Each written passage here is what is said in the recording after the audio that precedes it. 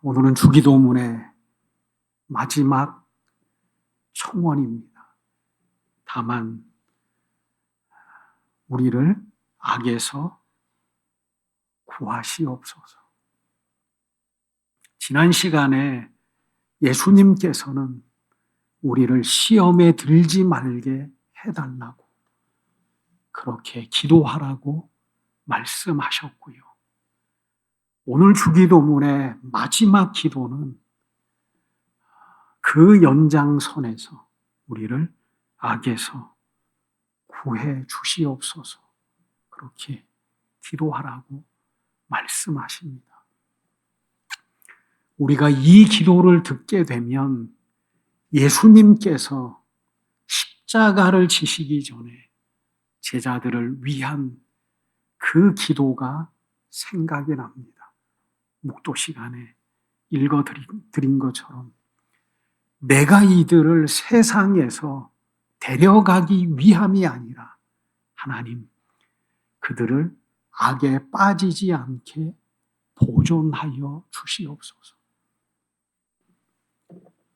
제자들을 두고 모든 사역을 완성하고 하늘 보좌에 올라가야 되는 그 소중한 시간을 앞두고 예수님께서는 제자들을 향해서 그렇게 기도하셨어요. 하나님 저들이 악에 빠지지 않게 보존해 주시옵소서. 데려가면 얼마나 좋겠어요. 그냥 단순한 생각으로 우리가 하나님을 믿고 주 없이 살 수 없다는 그 고백에 신앙을 완성할 때에 하나님께서 우리를 데려가시면 얼마나 좋겠습니까? 이 세상에서 고통도 없이 하나님께서 에녹을 데려가신 것처럼 어느 순간에 에녹이 이 세상에 없는 존재가 되었어요. 병마에 의해서 죽은 것이 아니라 하나님께서 산채로 데려가셨어요. 그런 은혜가 있으면 얼마나 좋겠어요. 대화를 나누다가 그런 이야기를 서로 나눴습니다.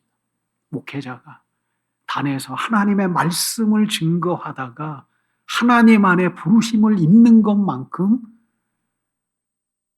큰 복이 어디 있겠냐. 성도가 이 땅에서 하나님을 믿고 살아가다가 예배하면서 하나님 안에 부르심을 입는 것만큼 소중한 은혜가 어디 있겠느냐.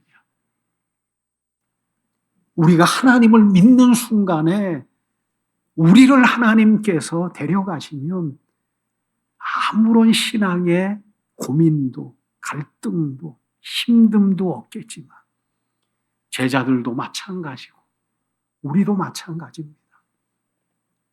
이 땅에 하나님의 나라를 위해서 복음의 확장을 위해서 우리에게 맡겨주신 바에 사명이 있고요. 걸어가야 될 요구하시는 바에 신앙의 여정이 우리에게 남겨져 있습니다. 그 과정을 통해서 우리가 하나님 앞에 훈련되기를 원하고 우리의 적은 힘과 애씀이지만 하나님의 나라를 위해서 맡겨주신 바의 사명을 이루어 나가기를 원하시는 것이 하나님의 의지고 뜻이죠. 그래서 예수님께서는 제자들을 향해서 여전히 우리를 향해서 기도하고 계셔요. 하나님, 저들이 악에 빠지지 않도록 보존하여 주시옵소서.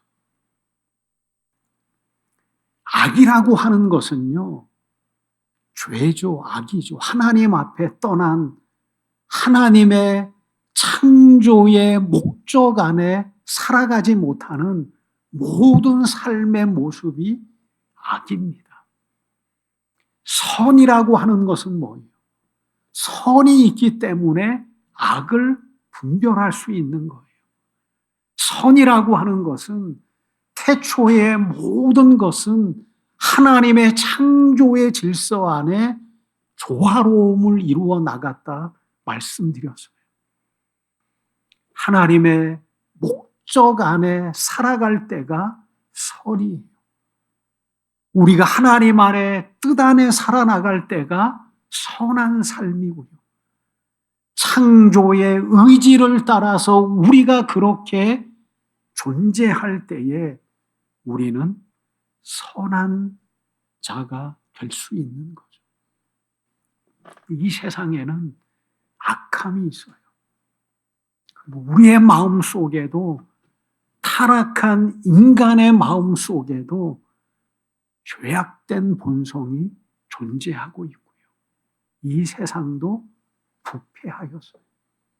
우리는 그 세상 속에 살아갈 것을 하나님께서 우리에게 요구하고 계시는 거예요.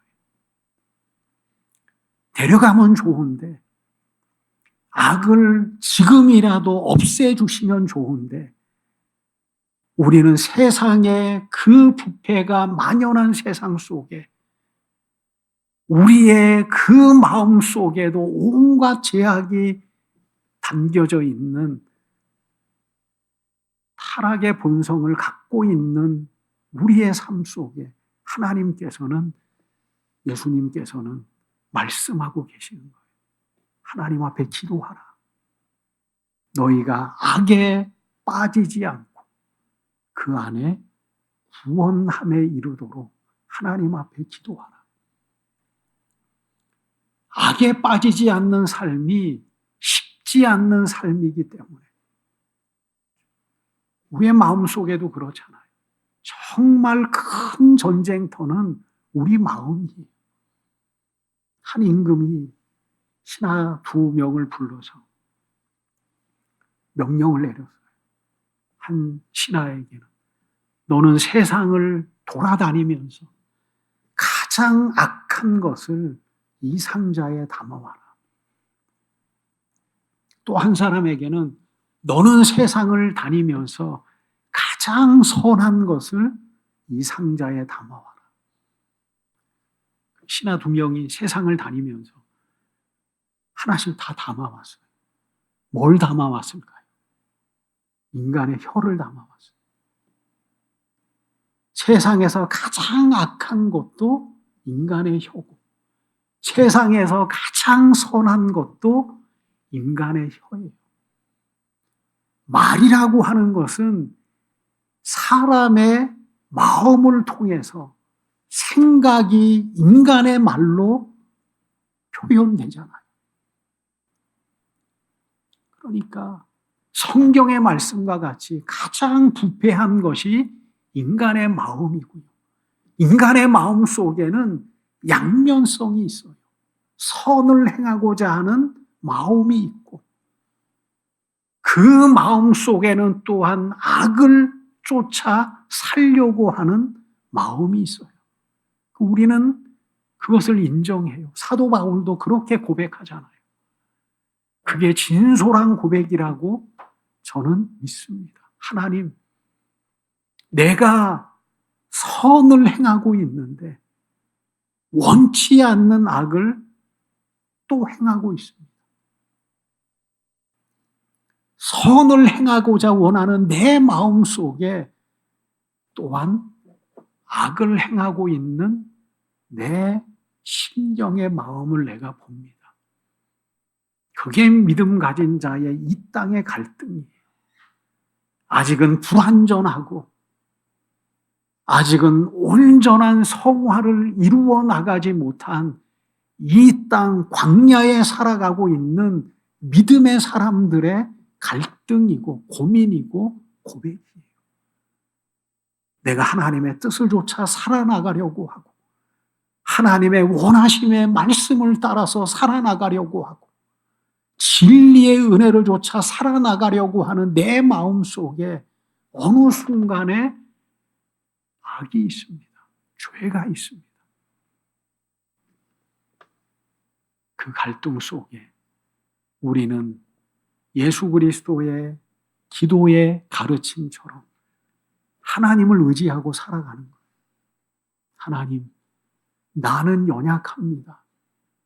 기도라고 하는 건 뭐예요? 내 힘으로 다 할 수 있으면 기도가 무슨 필요가 있겠어요? 내가 모든 시험을 다 이길 수 있는 존재고, 내가 모든 악을 다 제거하고 온전히 선을 이루어 나가는 완벽한 존재라고 하면 기도할 이유가 어디 있겠어요? 남을 의지할 이유가 어디 있겠어요? 내 고민을 남에게 털어놓을 이유가 어디 있겠어요? 내가 고민해서 다 해결할 수 있고, 내가 생각해서 모든 것을 완벽하게 다 판단하며 살아갈 수 있으면 의지할 이유도 없고, 기도할 이유도 없고, 손잡을 이유도 없어요. 예수님께서도 우리의 연약함을 아신 거예요. 살아가다 보면 시험이 있을 텐데, 살아가다 보면 악에 거할 때도 있을 텐데, 스스로 시험을 통제하지 못하고 스스로 악에 벗어날 수 없는 연약한 인간이라고 하는 사실을 예수님께서도 알고 있기에 스스로의 힘으로 온전한 삶을 살아갈 수 없는 존재라는 사실을 알고 있기에 예수님께서는 말씀하신 거예요. 하나님을 향해서 손을 내밀어 내 약함을 인정하고 내 부족함을 인정하고 하나님을 향해서 도움을 구하고 은혜를 구하고 내가 하나님 없이 살 수 없다는 존재라는 사실을 인정하며 나아가기를 원하는 거예요. 그래서 기도가 필요한 겁니다. 하나님, 나 혼자 살 수 없습니다. 내 의지로 내가 하나님께서 열어놓으신 길을 살아갈 수 없습니다. 도와주세요. 그래서 우리는 부패한 세상 속에 여전히 죄의 찌꺼기가 우리의 마음 속에 남아져 있는 우리의 삶 속에 우리는 하나님 앞에 그렇게 기도하며 살아가는 존재가 우리예요. 그 모든 악의 축에는 마귀가 있잖아요. 사단이 있잖아요. 하나님이 계시는 것처럼 보이지 않는 영적 악의 축이 있어요. 옛날에 부시가, 미국 대통령 부시가 당선되어서 처음으로 악의 축이랬잖아요. 북한과 이란과 이라크를 세상의 악의 축으로 그렇게 명명하며 온갖 제재를 하고 이라크와 전쟁을 벌이고 영적인 악의 축이 뭐냐면 마귀예요. 사단이에요. 성경은 옛뱀이라고도 말해요. 그러니까 이 세상에는 악을 주관하는 우리로 하여금 죄된 길로 유혹하는 그 마귀의 세력이 있어요. 그래서 마귀가 하는 일은 뭡니까? 하나님의 일을 방해하는 일. 하나님의 백성들로 하여금 진리 안에서 벗어나서 스스로 왕인 것처럼 스스로 내가 내 삶의 주인인 것처럼 살아나가도록 우리의 삶을 이끌어 나가고 계셔요. 그래서 이 세상이 인간 중심 세상으로 살아가게 하고 온갖 우상들이 이 세상 속에 존재하게 하고 영적인 악의 축은 마귀예요. 그래서 예수님도 마귀가 시험하잖아요. 어떻게 보면 다 좋은 얘기예요. 나쁜 얘기가 아니잖아요. 배고프니까 돌둘러도 떡 만들어 봐. 온 세상 영광을 다 보여주면서 경배하면 다 줄게. 너가 이 높은 곳에 떨어지면 너가 하나님의 아들이잖아. 모든 천사들이 와서 너를 받아줄 거야. 너무나 당연한 것이지만 그 시험을 통해서 하나님의 구속의 역사를 실패하도록 마귀는 미혹하는 거예요. 세상의 영광 우리 앞에 만약에 나타난다면 얼마나 고민되겠어요. 수억을 줄 테니까 야 뭐하러 신앙하냐. 내가 수억을 줄 테니까 신앙하지 말고 그냥 나랑 그냥 신앙을 포기해. 여러분 상상할 수 없는 조건으로 우리에게 다가온다면 초대교회는 그런 일도 있었잖아요. 예수님을 부인하면 살려줄게. 참 그것도 쉽지 않는 시험이에요. 예수님을 부인하면 살려줄게. 우리나라 일제시대에도 신사참배가 있어요. 야, 그냥 가다가 그 사람들도 안타까움이 있으니까.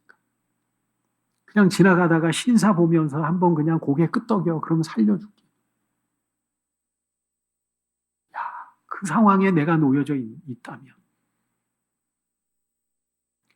그냥 가서 절하라는 것도 아니고 너가 그렇게 의지를 굽히지 않으니까 그냥 지나가다가 차로 지나가다가 그냥 신사가 보이면 그냥 문 열어놓고 그냥 끄덕여. 그걸로 내가 용서해 줄게. 야, 그러면 미혹이 있다면 그 안에 그래도 그것을 거부하고 순교자의 길을 걷잖아요. 주기철 목사님.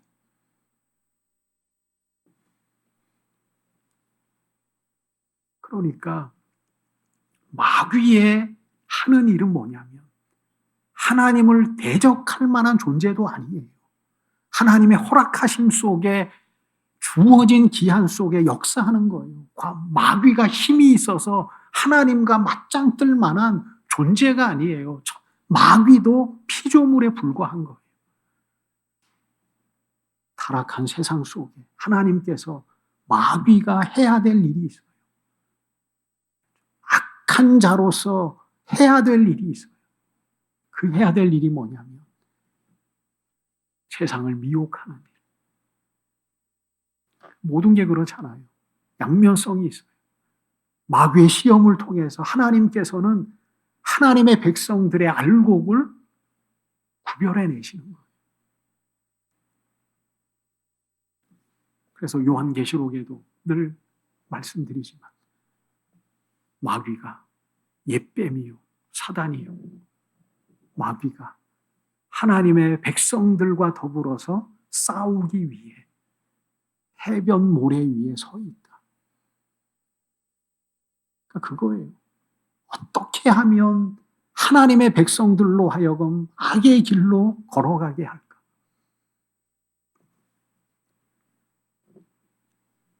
그 방법이 뭐냐면 우리가 마태복음 13장에 보면 씨 뿌리는 자의 비유가 있잖아요. 어떤 사람이 씨 뿌리는 자가 씨를 뿌렸는데 얼마는 길가에 뿌려졌고 그래서 새가 와서 먹었고 또 덜어는 돌짝밭에 뿌려졌는데 싹이 내다가 햇빛이 비치니까 해가 뜨니까 금방 말라 죽고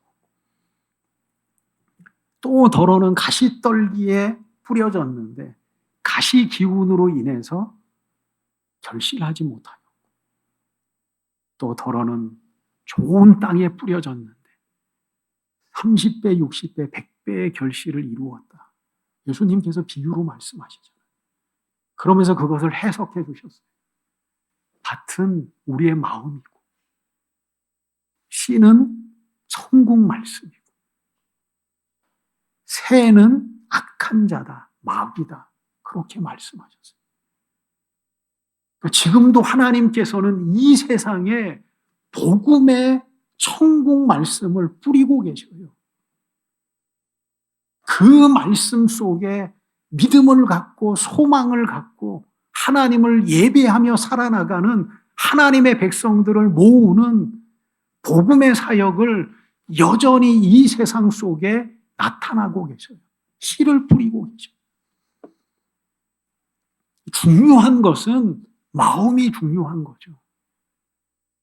하나님께서는 억압하지 않고 강제로 굴복시키지 않고 그 부르심 속에 우리가 응답하기를 원하시는 분이 하나님이죠. 강제하지 않아요. 얼마든지 인간을 억압할 수 있고 강력한 힘으로 무릎 꿇게 하실 수 있는 분이 하나님이시지만 그렇게 하지 않으셔요. 말씀을 주셔요. 말이라고 하는 것이 얼마나 힘들어요. 말로 사람을 설득한다는 거 우리도 힘들잖아요. 내 고집 속에 꽉 메어져 있는 사람을 말로서 설득해서 그 사람을 깨우치는 것만큼 힘든 게 어디 있어요. 그런 조폭들이 와가지고 그 무서운 주먹을 가지고 위협하면 금방 무릎 꿇잖아요. 얼마나 쉬워요. 또 세상이 발전되면은 무슨 일이 있을지 어떻게 알아요? 인간에게 기억을 심어주고 그러면 쉽잖아요. 하나님께서는 말씀으로 우리에게 나타내셔요. 말씀으로. 능력도 아니고 강한 기적도 아니고 말씀으로 우리에게 나타내셔요. 그 말씀이 우리의 마음밭에 어떻게 반응하며 열매 맺느냐. 마귀는 뭐예요? 말씀을 빼앗잖아요.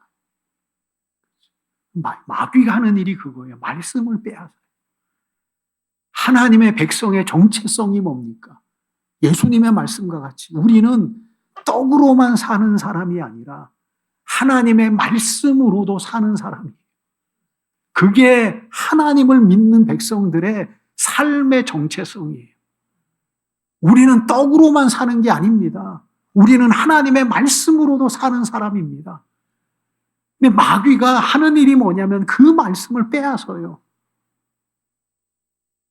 우리의 마음 속에 길가에 하나님 천국 말씀을 뿌리셨는데 새가 와서 빼앗아 갔잖아요. 성경은 뭐라고 그래요? 빼앗아 갔다 그래요. 그러니까 마귀가 우리의 마음이 길가와 같은 딱딱한 마음이면 빼앗아 가요. 하나님의 백성에게 말씀이 없으면 아무것도 아니잖아요. 옛날 말처럼 안고 없는 찐빵 아무것도 아니에요.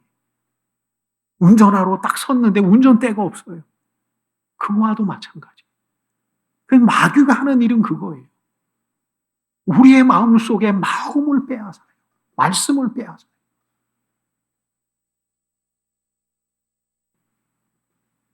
그래서 길가에 떨어진 그 씨앗은 금방 와서 새가 쪼아서 빼앗아 먹어요.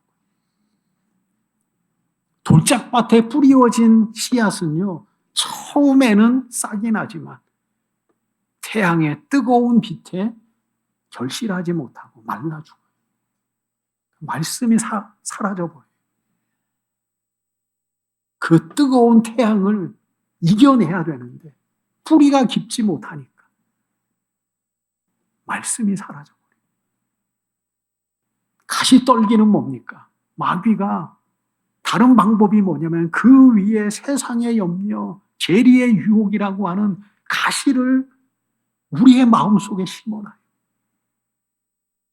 맨 처음에는 뭔가 싹이 나면서 성장하다가 가시의 기운에 가로막혀서 결실하지 못해요. 그게 마귀가 하는 일이에요. 우리의 마음속에 말씀을 빼앗아요. 하나님께서 하시는 일이 뭡니까? 우리에게 말씀을 주시잖아요. 성경에 구약에 보면 선지자들이 얼마나 많아요. 대선지자, 소선지자. 하나님께서 그 선지자들을 세우셔서 무엇을 주셔요? 말씀을 주셔요. 하나님은 말씀하시는 하나님. 마귀는 뭡니까? 마귀는 말씀을 빼앗는 자. 하나님의 말씀이 생명이잖아요. 말씀이 곧 하나님이라고도 말씀하셨잖아요. 우리의 마음속에 말씀이 빼앗아가면 우리는 하나님의 백성으로서의 존재 가치도 없는 거예요. 마귀가 알기에 시험하기 전에 우리에게 뭔가를 빼앗아 가기 전에 먼저 말씀을 빼앗는 거예요. 뿌리도 내리기 전에 말씀을 빼앗고 열매도 맺기 전에 말씀을 빼앗고 그래서 우리로 하여금 하나님 안에 믿음 가진 자로 살아가지 못하고 소망 가진 자로 살아가지 못하고 마귀가 하는 일이 첫 번째가 뭐냐면 말씀을 빼앗아. 우리가 지난 시간에 들었잖아요. 하나님도 우리를 시험하셔요. 마귀도 우리를 유혹하고 미혹하지만 하나님께서도 시험하셔요. 욥에게는 모든 것을 다 빼앗으라고 시험하셨잖아요. 근데 말씀하셨어요. 또 말씀하셨어요. 나타나셨어요. 시험의 끝자락에 나타나셨어요. 너희가 온 세상을 창조할 때 그 기초를 내가 아느냐? 온 세상의 모든 것을 만들었을 때에 너는 보았느냐? 하나님은 말씀하셔요. 마귀도 우리를 시험하고 우리의 모든 것을 앗아갈 수 있지만 우리에게 하나님의 말씀을 주지를 못해요.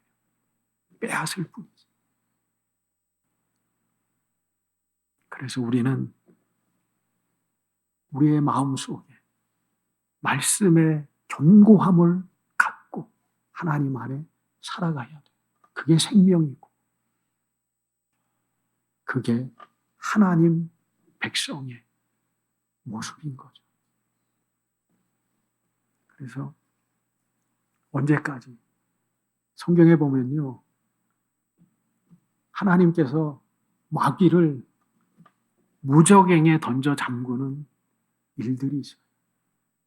무적행에 던져 잠그는.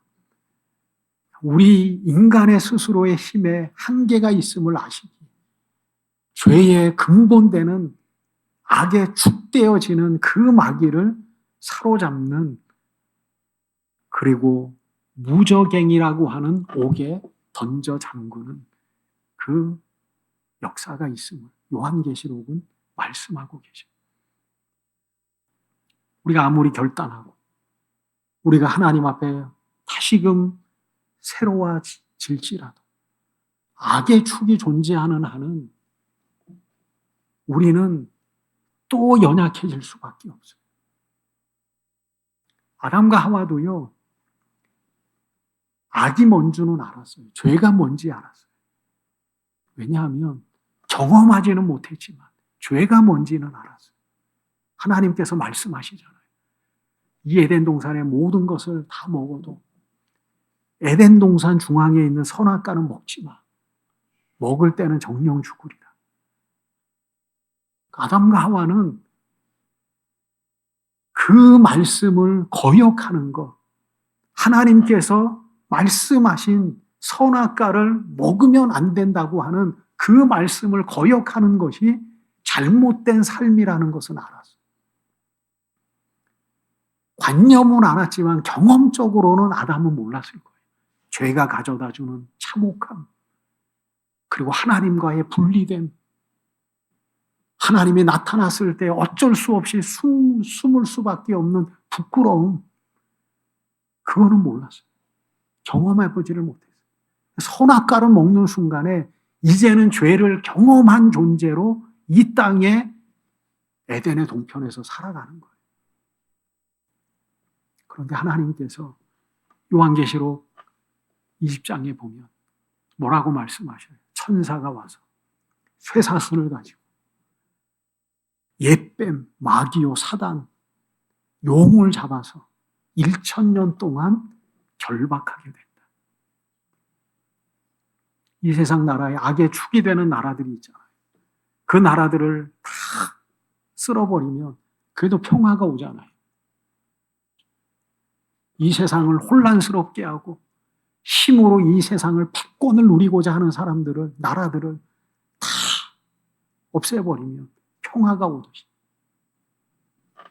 어느 순간까지는 하나님께서 하실 새하늘과 새 땅을 완성하기 전에 하실 하나가 뭐냐면 마귀를 무저갱에 던져 잠그는 일.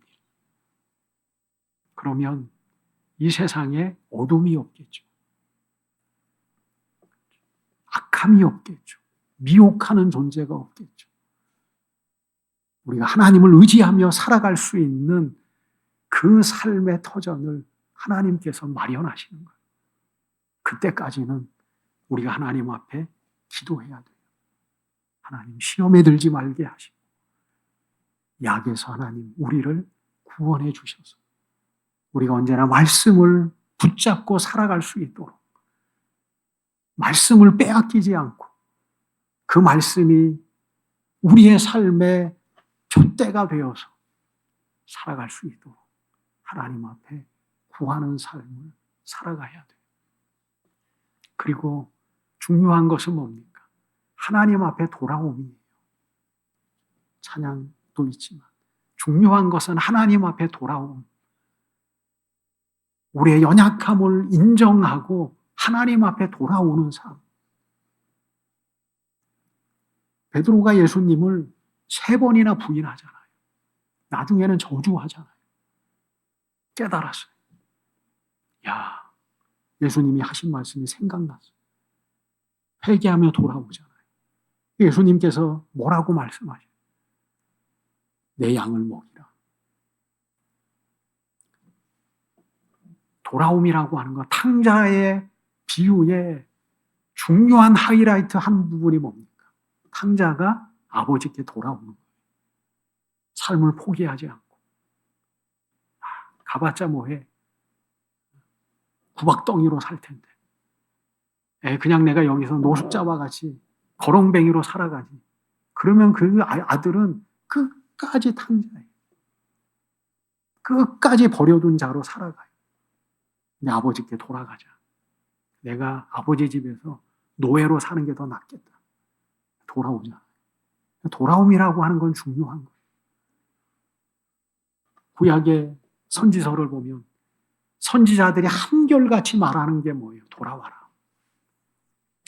아무리 우상을 숭배하고 아무리 깎아 만든 아세라의 신상이 너희 집 앞에 있고 너희가 산당에서 예배하고 그렇게 살아가지만 돌아오라. 그러면 하나님께서 너희를 싸매시고 너희를 구원하실 거예요.